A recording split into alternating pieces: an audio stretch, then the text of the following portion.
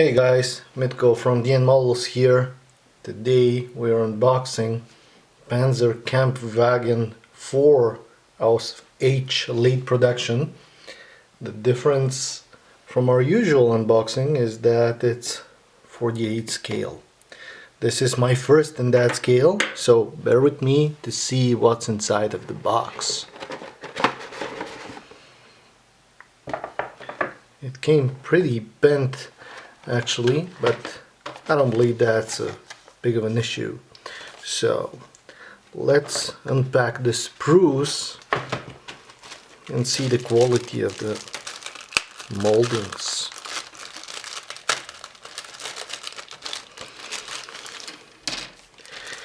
They are quite tiny. We have spare tracks, Schürzen, and a guy here, which eventually will go over the turret. Not in my project, but still many people like those.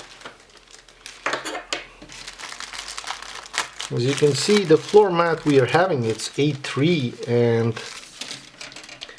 the kit is rather small one. I expect it to be a bit bigger, but anyway, having in mind that this is my first kit, my expectation was based on basically nothing. So as you can see, the detail is very nice. We have molded tools, which will spare some time. Otherwise everything seems typical Tamiya quality.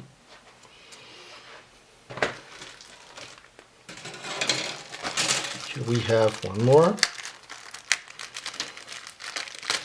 This is the part of the fenders and back of the tank itself, as the Schürzen holders as well.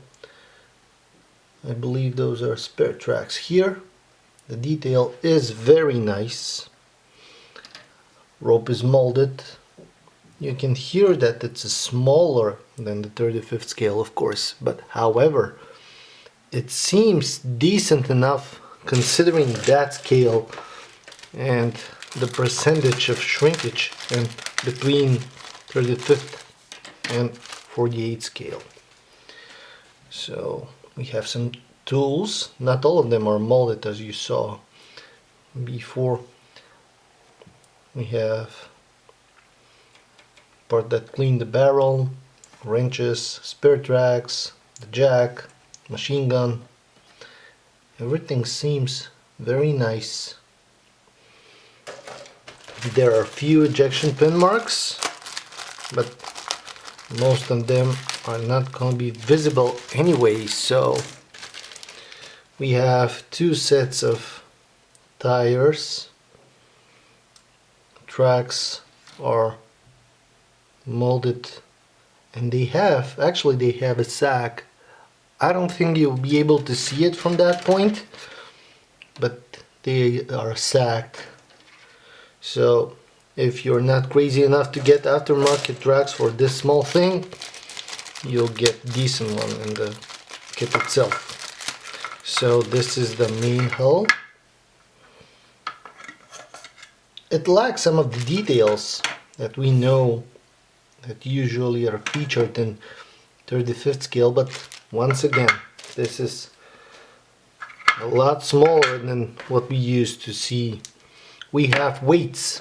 I have no idea what those weights are for, but we have them, so I'll guess we'll find out while checking the instructions. Let's see the decals. The decals are again small, and I hope they are better than what we usually get from Tamiya, because Tamiya are quite thick. So we have two options.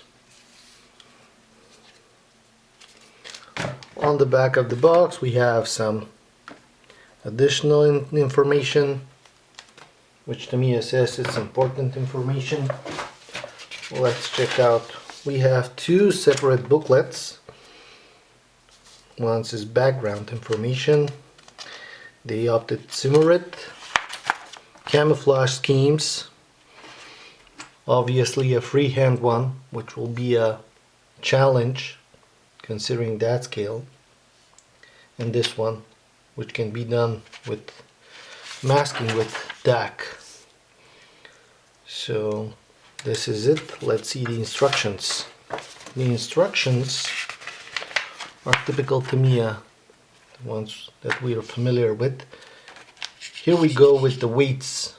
I have no idea why are there, but they are, so we gotta use them anyway. It has polycap, so this, for whatever reason, can be done movable, although the tracks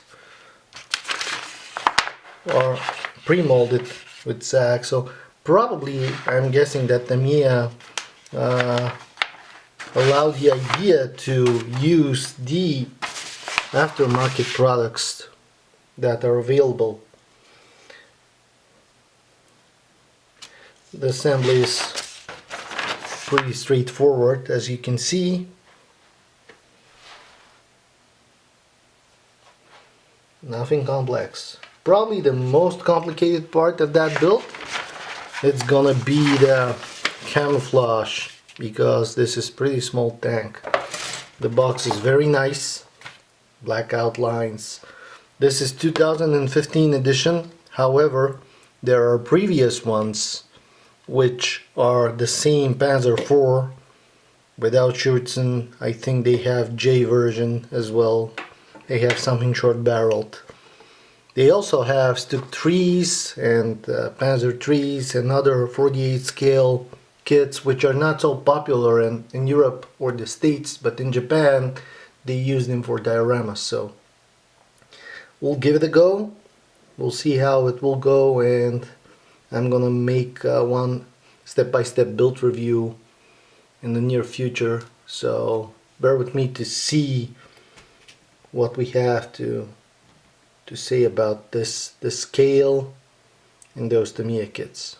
So this was it for 48 scale Panzerkampfwagen IV Ausf.H late production from Tamiya. See you in the next one.